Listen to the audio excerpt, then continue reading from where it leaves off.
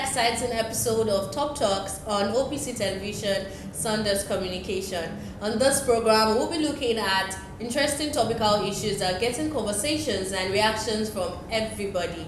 And on this episode, we promise that we got you covered. My name is Ifeoluwa Atoyebi, and with me here is Kalagbe. And today we have another exciting topic which we'll be letting you in after this break. Stay with us.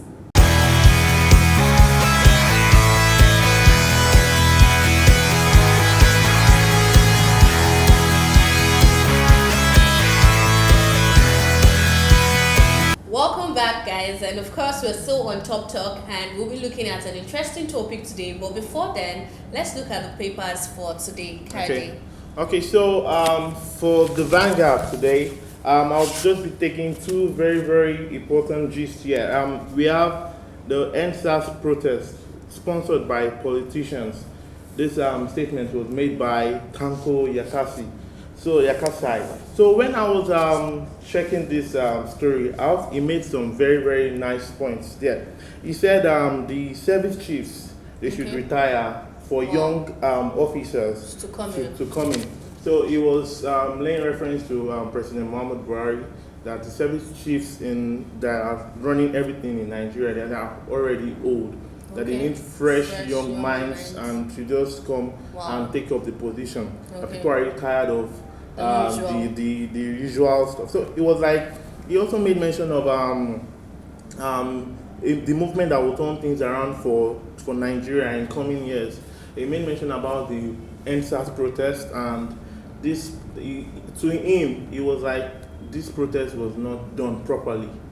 There should have been a more objective and innovative way of doing the what they call it, the protest. He went ahead saying that they should have been more constructive, and they didn't really, because it reached some points whereby they have to at least back down, for them to come back again. But it was just that it had no it had no leg and tail, no direction.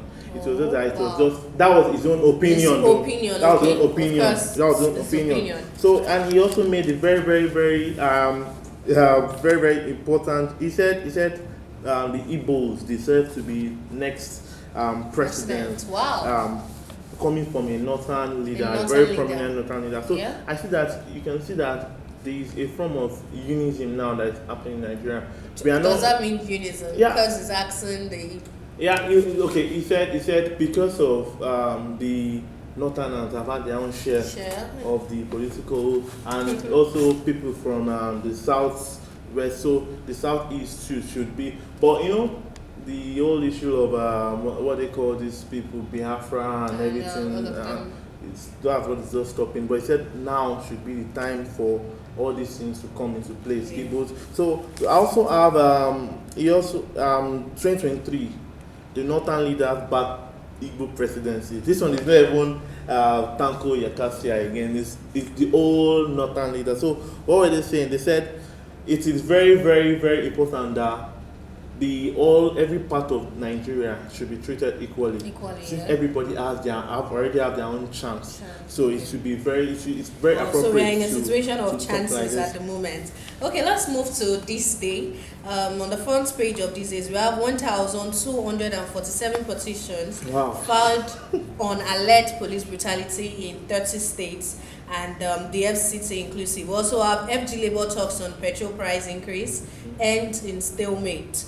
We'll be seeing that on page 8. Yeah, on page 8. So that's on this day. So it says FG Labour talks on petrol price increase and in stalemate. When I went through this story, one thing I deduced from it is the fact that the Labour Congress and the NUC they are actually upset with the government, because at the start the meeting was set to aside about 8:18 a.m. and just few minutes into the meeting they walked out. NUC and NLC and TUC, they walked out of the meeting because according to the spokesperson for them, when they spoke to journalists, they said they were still in between discussions with the government side, and suddenly they just heard that the government has increased the pump price from 160 to 170. I mean, they were still discussing with the government. So how come you guys didn't even wait for our meeting to be concluded before you carried out that. And for that meeting, one other thing that the NLC spokesperson said upsets the union, that during the meeting they wanted the government side to first discuss about the the increase in pump price, but they were first putting palliative and other issues to front, and it felt like that's like putting the cart before the going back. yeah, exactly. And then we had our minister for what's it called, Chris Ngige.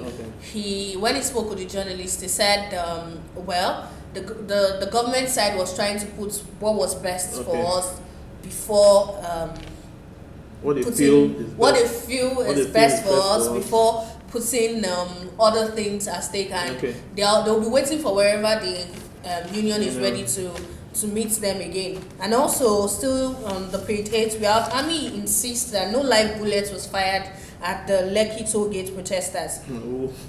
We still have a lot to talk about that one. In that aspect, the military has come out to say they were with live ammunition and also with the plastic round. Yes, and they went there. It was necessary they go with the live ammunition because of internal because of internal protection, this and that, and they needed it in order to protect us. We'll get back to that. They kept they are demonstrating their stand that they were there. They are insisting that those live bullets were not used. They were not used. Yes, exactly. They were not used. So that's what we can take from this day. Well, I guess we can do our best by checking it when we're less busy. And from the business news. Yes, from the business news, it says COVID-19, who enveils fear of a third wave? And this is actually in the international space. I think the World Health Organization is actually calling the attention of those in the international world that they've had the first wave, which they were able to put under control. The second wave, but like if they do not lay down certain necessary infrastructure, I quote said if you said now we have the second wave, if we don't build the necessary infrastructure, we'll have a third year wave early next year. So I think it's just calling up to us to actually from the business news again. It's talking about ASU. ASU has really been trending. Holy God can help us. So ASU not exempted from the IPPIS payment platform. So there was a misinterpretation. People misinterpreted the federal government. There was one time that because of the COVID-19 and everything, the government could not pay the lecturer salary, the worker salary into the IPPIS. But they were now coming out to clear the air that so far you're working with the government.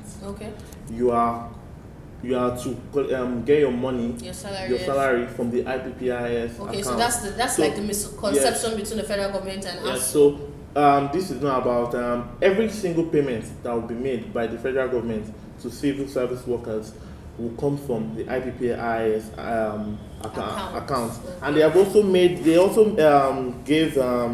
ASU, they gave them a choice. So I think they accepted 125 billion, and so what they said was that either they've given them a 20 billion. I think they were saying something about revitalization, everything like that. So they gave them 20 billion with an additional 25 billion, or they collect 30 billion and another additional 35 billion in allowance. So much money. So it's their own choice now. It's their own choice. Anyways, that's what we can take from the newspaper review. When we get back, we'll be talking about our topic for today. Stay with us.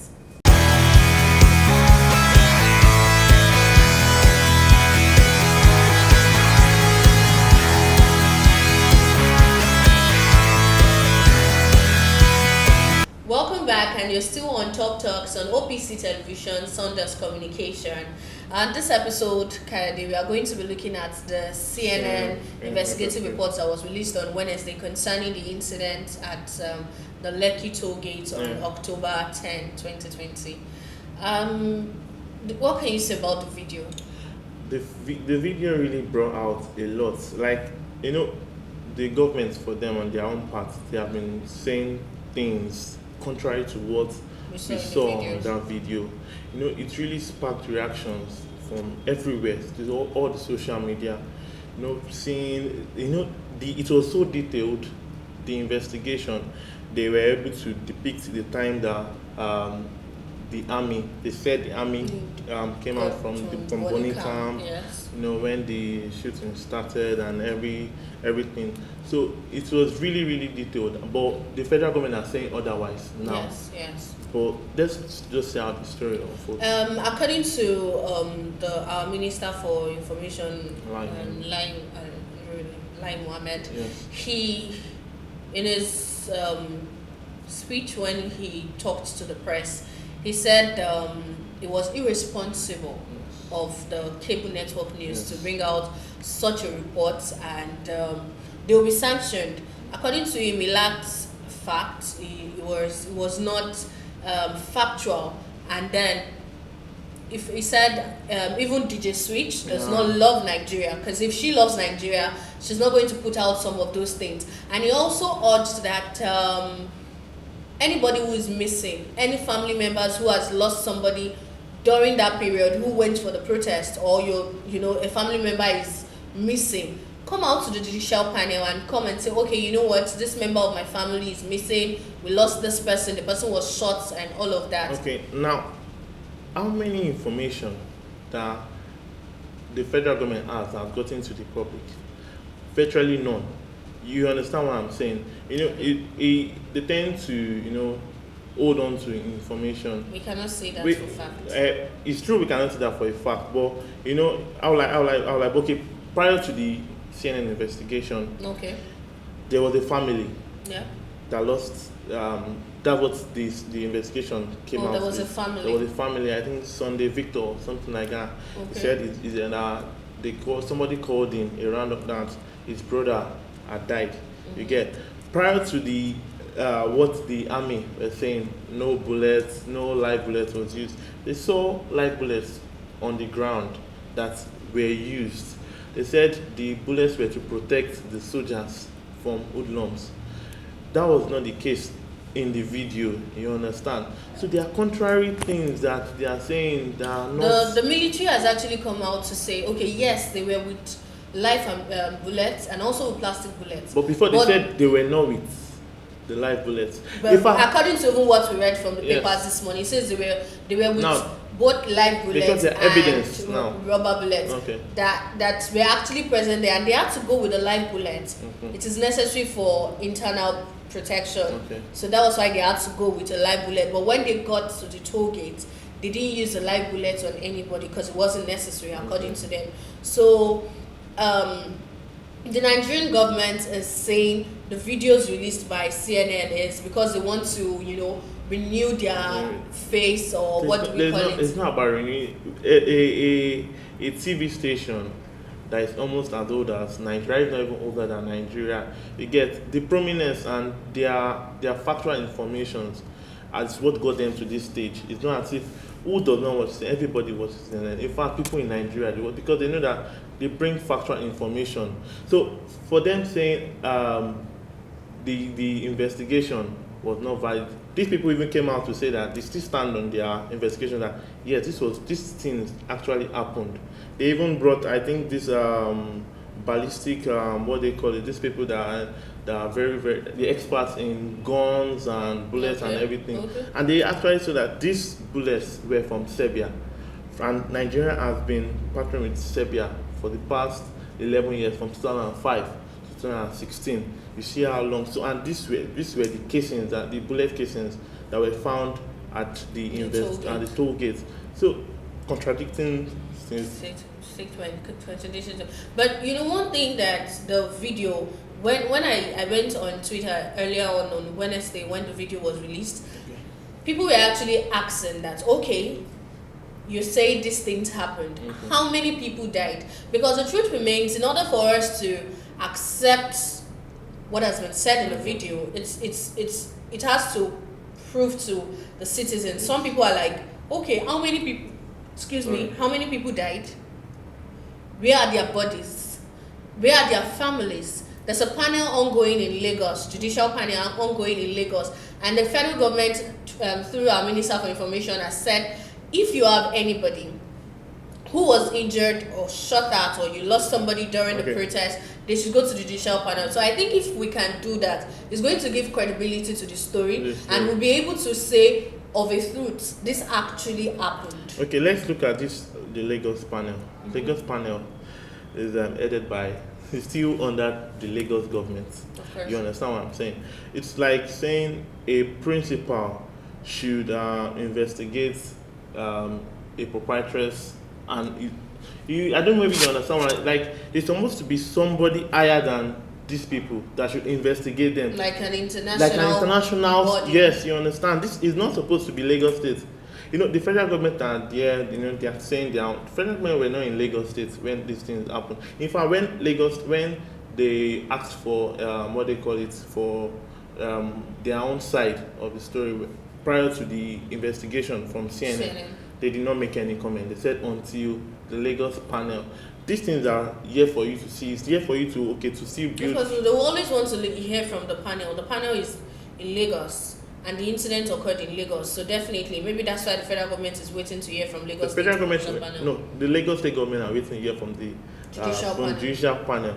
But the federal government are still going on their own. They are still like, no, none of these things happen. None of these things happen. Well, we don't know. Today, I think the UK Parliament is to deliberate on the issue today, and we hope that we see something, you know, tangible from that, and we're able to hold on to. Definitely. And but most important, I think more what our government needs to do is actually to build confidence and trust in the Nigerians. Because if we trust our government, an external media house will not come in to tell us this, and you know, causes controversy. Because the truth remains, a situation like this can actually cause, you know, an issue between the citizen and the government, make us lose trust in our government. So if our Nigerian government, the present government needs to work in, you know, giving us, when situations happen, they should be able to come out immediately to tackle these issues. It's like a relationship scenario now. No matter what I hear from somebody outside, but the fact that I trust this partner already. It does. I'm not going to. So you understand? They need to. So we really need to, our government needs to work on building trust in the people, in retaining their trust, so that in situations, because we don't know the intentions of those in the international world as well. They may have their own intentions. Even if it's looking like they are here to help us, they could actually have their own intentions that are hidden to us. Yes. So it seems like outside is not too safe, even when we think it's safe outside, but you know, it might not really be safe. So the government holds it to us. They're responsible to actually, you know, build trust in Nigerians. Definitely. When things happen, our judicial system should be up on their toes, you know, to bring out factual information, to be able to, you know, timely results should come out. If we're in court or for a case like this is taking too much time, come out to tell us, okay, this happened, this is who gave the order, it didn't happen, with facts. Okay, see, so why we should believe that it happened or it did not happen. See what's happening with last. Let me still go back to last. These things are taking too much of time. You get people they get irritated by all these things. Yes, and they lose interest. And that's why external bodies can come in and tell us their own story. Anyways, this is the best we can do this morning. We'll hope that we're able to give our own perspective concerning this and the review on the newspaper. We'll be back here next week Monday. Do stay with us and subscribe to our channel, because that is very important. Subscribe to our channel so you can get these, and we promise that it keeps getting better as long as you're here. So from Kay and myself, they say bye-bye. Bye.